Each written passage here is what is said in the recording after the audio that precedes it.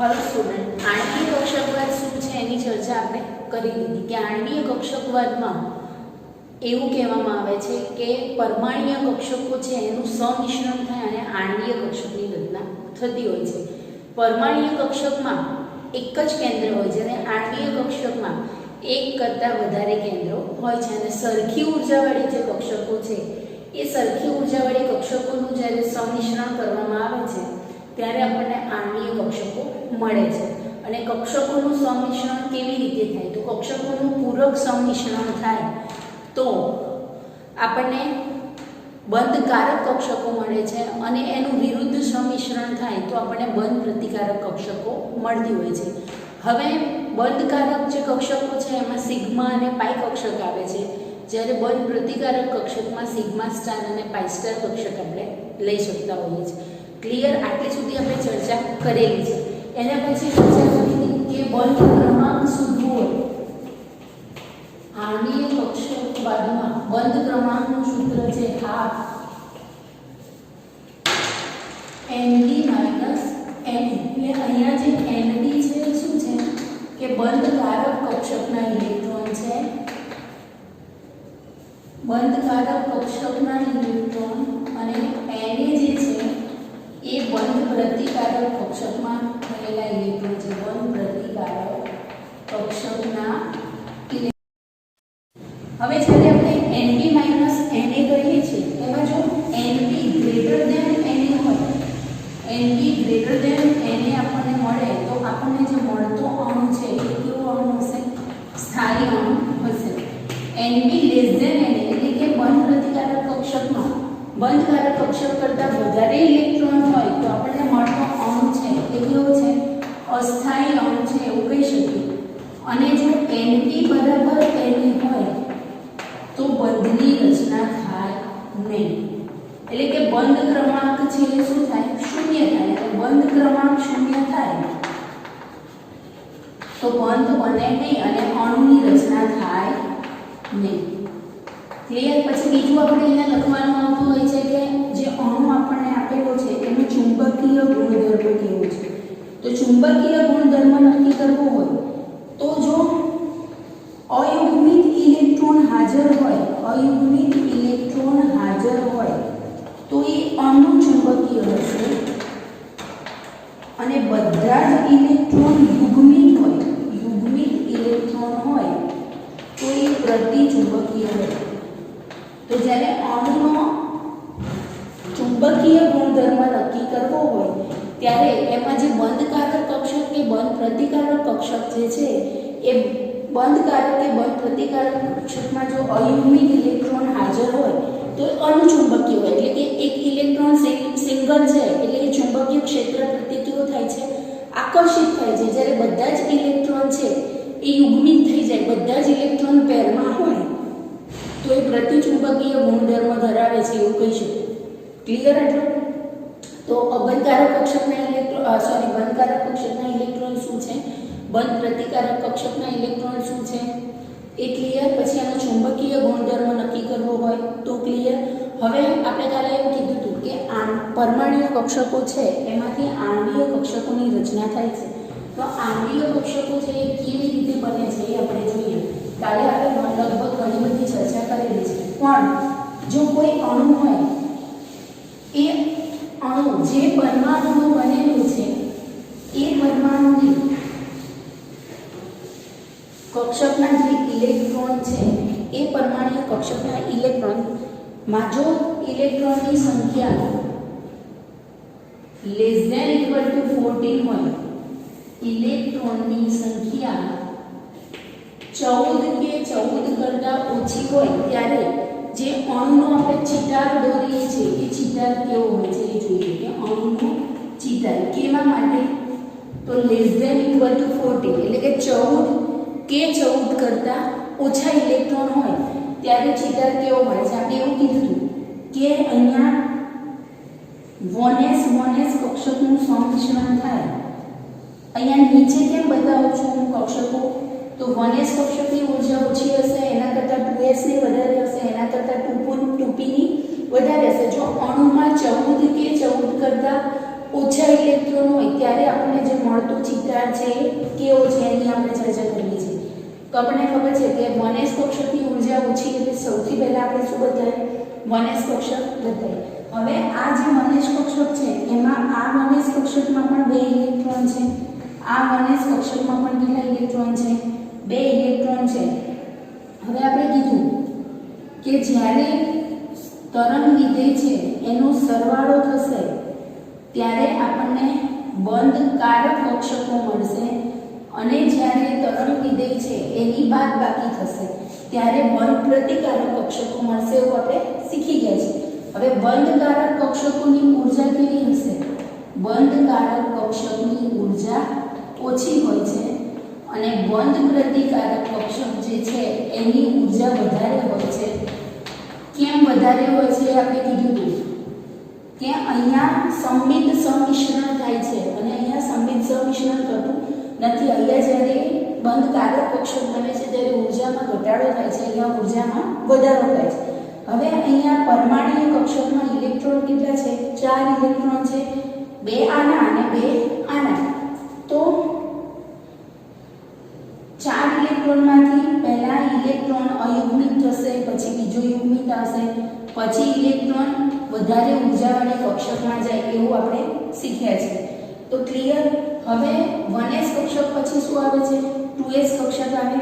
કે 2s કક્ષકમાં પણ આપણને ખબર છે કે 2s કક્ષક છે એ ગોળાકાર છે, આ બાજુ પણ 2s કક્ષક છે. કોઈ પર્ટિક્યુલર અણુની અંદર આપણે વાત નથી કરતા, પણ 14 કે 14 કરતાં ઓછા ઇલેક્ટ્રોન હોય એમાં આણ્વીય કક્ષકોની રચના કેવી રીતે થાય છે? અહીંયા આપણે જોઈએ તો Psi A plus Psi B થાય છે અને અહીંયા Psi A minus Psi B ના કારણે કક્ષકોની રચના થાય છે. હવે 2s કક્ષકમાં 2 ઇલેક્ટ્રોન છે, અહીંયા 2s કક્ષકમાં 2 ઇલેક્ટ્રોન છે એવું વિચારો તો અહીંયા પણ 1s કક્ષકની જેમ 2s કક્ષક છે એની રચના થશે.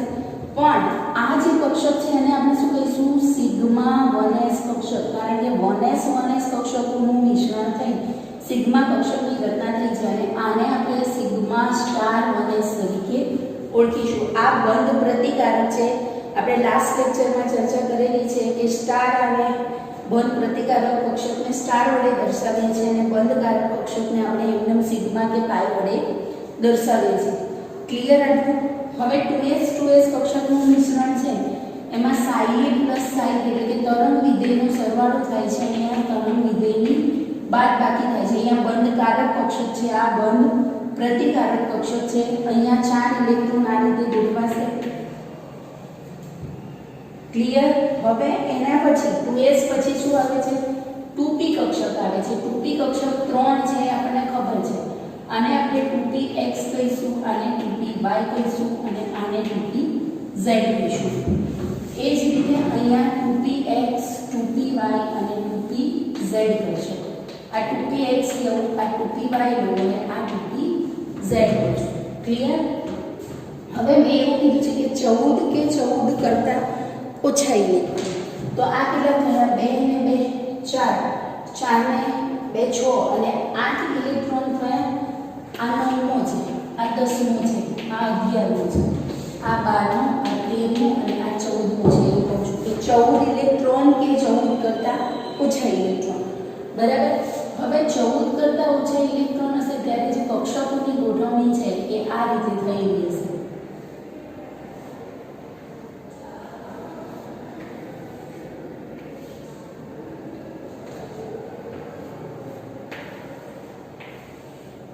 આપણે 6 કક્ષકો ભેગી થવાની છે અને આપણને નવી 6 કક્ષકો મળવાની છે.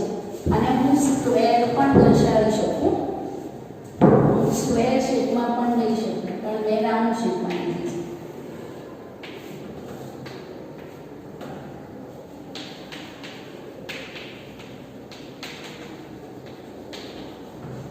હવે આપણે ગઈકાલે એટલે મતલબ કે લાસ્ટ લેક્ચરમાં એવું શીખ્યા છે કે જ્યારે સિગ્મા એટલે મતલબ કે 2pz કક્ષકનું સંમિશ્રણ થાય છે ત્યારે સિગ્મા 2pz અને સિગ્મા સ્ટાર 2pz બને છે. તો આ સિગ્મા 2pz અહીંયા એવું કહે છે કે 2pz કક્ષક છે એની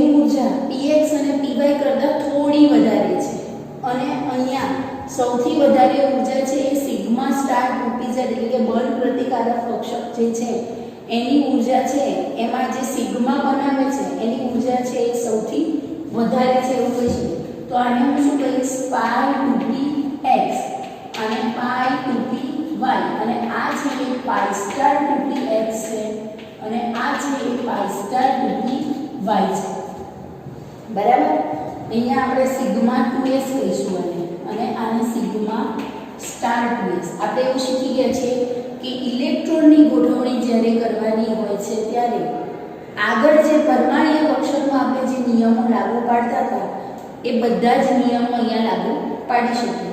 તો પહેલા ઇલેક્ટ્રોન છે એ શું થશે, અયુગ્મિત સ્વરૂપે ભરાશે અને પછી ઇલેક્ટ્રોન છે એ યુગ્મિત થવાનો પ્રયત્ન કરે. તો ક્લિયર કે 14 કે 14 કરતા ઓછા આપણે જોઈએ છે કે પરમાણ્વીય કક્ષકમાં ટોટલ ઇલેક્ટ્રોન કેટલા થઈ ગયા, 2 4 4 ને 3 7 અને આ 7 14 ઇલેક્ટ્રોન થઈ ગયા. તો 14 કે 14 કરતા ઓછા ઇલેક્ટ્રોન જ્યારે હશે, આપણે અણુ માટે ચર્ચા કરીએ છીએ પછી જુદા જુદા ઉદાહરણ લઈએ, પણ આ જે કોમન ચાર્જ છે આપણો એ યાદ આપણે રાખવાનો છે. બરાબર. તો અહીંયા 14 કે 14 કરતા ઓછા ઇલેક્ટ્રોનનો ચિતાર કેવો હશે ખબર પડી ગઈ. હવે ગ્રેટર ધેન 14 હોય ઇલેક્ટ્રોન, ગ્રેટર ધેન 14 ઇલેક્ટ્રોન હોય ત્યારે જે ચિતાર છે એ ચિતારના આ બંને તો કેવા છે, કોમન છે કે 1s કક્ષકનું સંમિશ્રણ થાય છે ત્યારે આપણને આને હું સ્ક્વેર વડે પણ દર્શાવી શકું. ચલો આપણે એક સ્ક્વેરમાં દર્શાવીએ તમને બી ડાઉટ થાય નહીં કે આ 1s કક્ષક છે એનું સંમિશ્રણ થાય છે ત્યારે મને સિગ્મા 1s અને અહીંયા બાજુમાં જોયું એ પ્રમાણે જ કે સિગ્મા સ્ટાર 1s મળે છે અને સિગ્મા 1s મળે છે. અહીંયા psi a plus psi b થાય છે, અહીંયા psi a minus psi b થી કક્ષકોની રચના થાય છે. પછી બીજી કક્ષક આપણી આવે છે કે 2s કક્ષક. અહીંયા બે 2s કક્ષકનું શું થાય છે, સંમિશ્રણ થાય છે અને બે આણ્વીય કક્ષકો આપણને મળે છે. કાલે આપણે શીખ્યા છે કે જેટલી પરમાણ્વીય કક્ષકોનું સંમિશ્રણ થાય એટલી જ નવી આણ્વીય કક્ષકો મળે. આને સિગ્મા 2s કહીશું. અહીંયા શું થાય, psi a plus psi b, અહીંયા psi a minus psi b. આટલે સુધી તો બંનેમાં કેવું છે, કોમન છે. પણ એના પછી કે 2px 2py અને 2pz જે છે એના સંમિશ્રણમાં થોડો ચેન્જ આવે છે ત્યારે એ ઇલેક્ટ્રોનની સંખ્યા 14 કરતા વધારે હોય ત્યારે અહીંયા 2px લઈશું, અહીંયા 2py, અહીંયા 2pz. અહીંયા ચેન્જ કેટલું, આટલો ચેન્જ છે.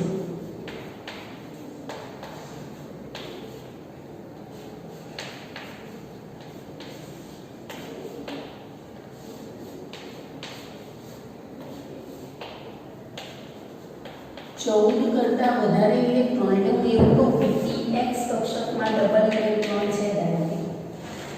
px કક્ષકમાં અહીંયા આપણે 3 ઇલેક્ટ્રોન લીધા હતા, એની બદલીમાં p કક્ષકમાં 4 ઇલેક્ટ્રોન છે. અહીંયા હું ઇલેક્ટ્રોનની ગોઠવણી કરીશ તો 2 4 6 અને 8 ઇલેક્ટ્રોન આ રીતે બનશે. એટલે ડિફરન્ટ આને હું કહું છું સિગ્મા 2pz.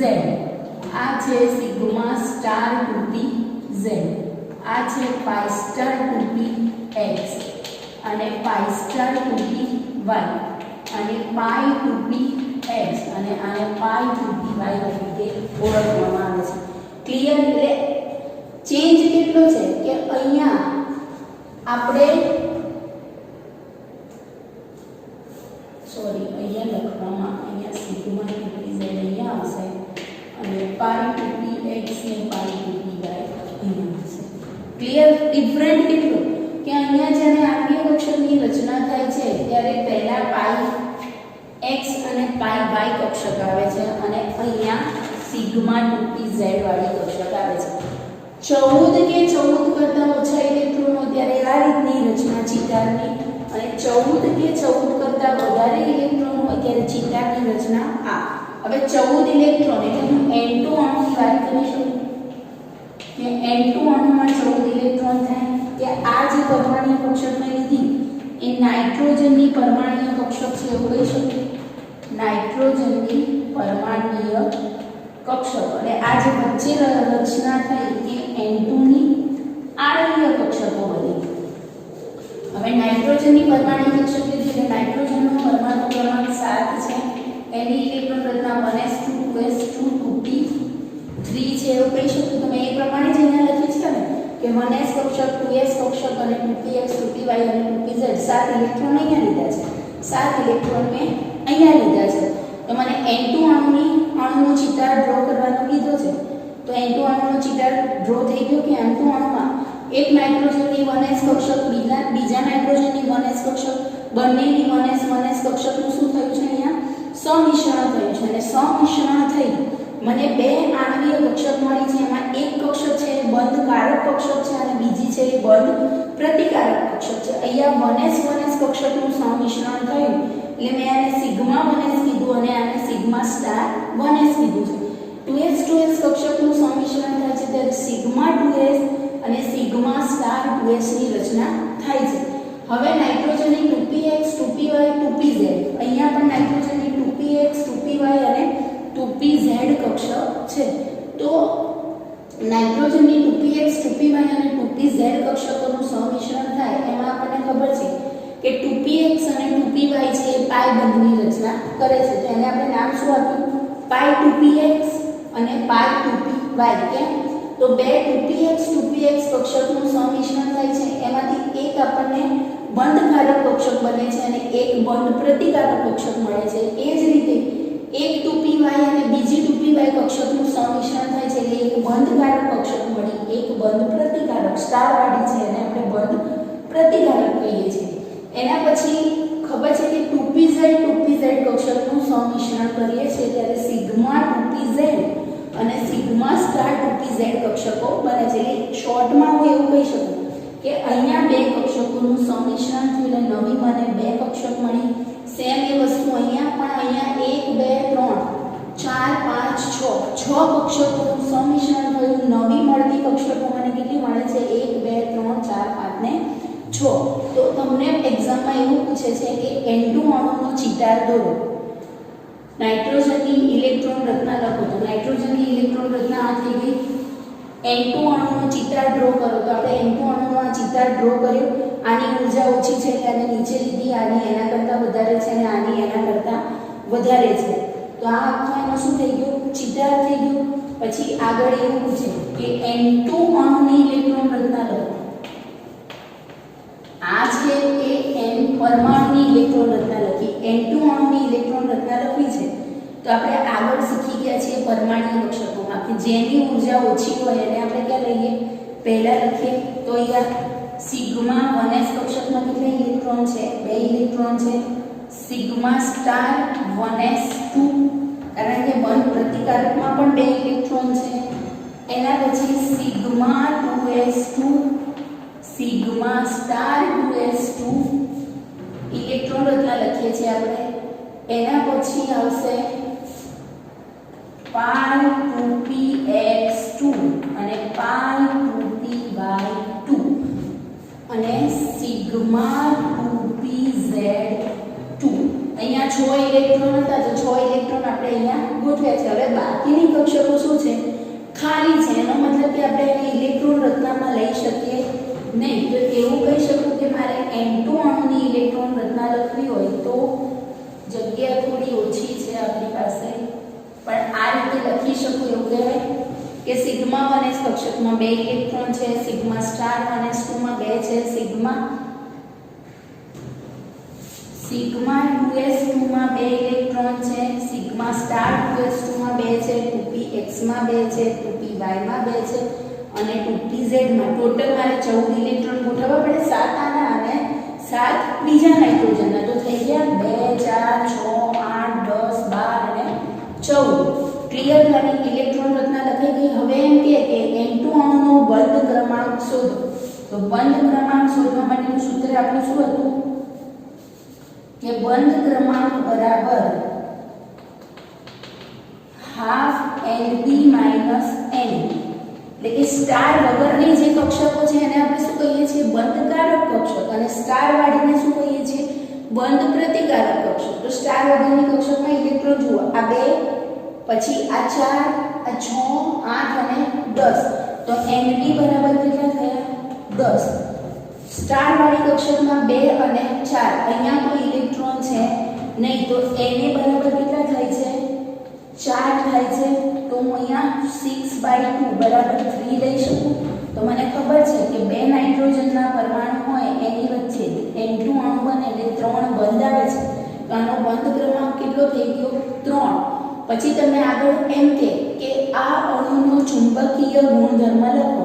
તો આપણે આગળ ચર્ચા કરી કે જો અયુગ્મિત ઇલેક્ટ્રોન હાજર હશે તો એ ચુંબક પ્રત્યે કેવું થશે આકર્ષિત થશે. તો એને આપણે શું કહીશું અનુચુંબકીય. પણ બધા જ ઇલેક્ટ્રોન યુગ્મિત હોય છે તો આપણે એને શું કહીએ છીએ પ્રતિચુંબકીય કહીએ છીએ. તો અહીંયા આપણને કોઈ ઇલેક્ટ્રોન સિંગલ દેખાય છે. જ્યારે અણુની રચના બની છે ત્યારે અણુની રચનામાં કોઈ ઇલેક્ટ્રોન આપણને સિંગલ દેખાતો નથી. ઇલેક્ટ્રોન સિંગલ દેખાતો નથી એનો મતલબ કે એનો ચુંબકીય ગુણધર્મ કેવો થાય ચુંબકીય ગુણધર્મ એનો. તમે આવી રીતે ના લખતા, મારી જગ્યાનો પ્રોબ્લેમ છે એટલે મેં આ રીતે લખ્યું છે. તો અહીંયા બધા જ ઇલેક્ટ્રોન યુગ્મિત છે એટલે એનો ચુંબકીય ગુણધર્મ છે એ પ્રતિચુંબકીય થાય કે ચુંબક પ્રત્યે આકર્ષિત થશે નહીં. તો ક્લિયર કે 14 કરતા ઓછા ઇલેક્ટ્રોન. તમને ધારો કે અહીંયા એમ પૂછે કે કાર્બનનો ચિતાર દોરો C2 અણુનો. તો C2 અણુનો તમારે ચિતાર ડ્રો કરવો હોય તો આપણને ખબર છે આ કાઢી નાખવાનું. મારે આટલું કાઢી નાખ્યું તો C2 અણુનો ચિતાર થઈ ગયો 14 કરતા ઓછા. કારણ કે 2 કાર્બનના થઈને 12 ઇલેક્ટ્રોન થાય. તો આ 12 ઇલેક્ટ્રોન વાળો થઈ ગયો 2 4 6 અને 2 4 6 અને આ 2 4 6 8 10 ને 12. તો અહીંયા જ્યારે ઇલેક્ટ્રોન રચના લખીશ ત્યારે શું થશે આ નીકળી જશે. C2 અણુની ઇલેક્ટ્રોન રચના લખું તો આટલું નીકળી જાય. એના પછી બંધની વાત કરું Nd - Na મારે કરવું છે તો 2 4 6 અને 8 8 ઓછા 4 થઈ જશે. અહીંયા 8 માંથી 4 જાય તો 4 અને 2 તો કાર્બન કાર્બન વચ્ચે ડબલ બોન્ડ છે એવું કહી શકો. એટલે ક્લિયર 14 કે 14 કરતા ઓછાનો ચિતાર કેવો હોય આવો. હવે 14 કરતા વધારે ઇલેક્ટ્રોન છે. હવે આવું રફ કરી નાખું છું કારણ કે મારે આના માટે સ્પેસ જોઈએ.